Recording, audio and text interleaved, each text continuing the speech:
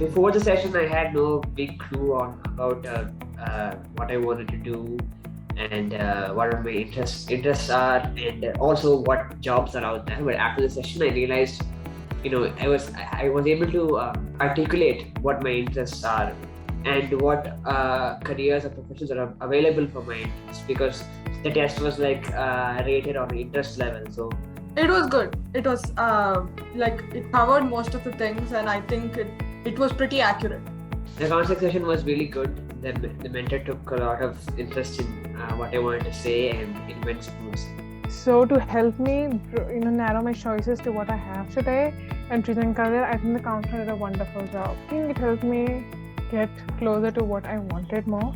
She was pretty nice. She told me the different fields I could choose from, what my capabilities are, what my strengths are, what would be good according to my character. So since when you go into a job, it's not only your capability or your degree people see, it's if you can handle it as well. So she said which I would be preferable to handle, which I would not preferable to handle. It was quite a good session. I think it was nice. I think it's a step in the right direction. Already in India, I feel like people are very close-minded about what careers you can choose. It's always engineering or medical, and there's nothing wider to be seen, and that really limits people's options and their creativities and their talents.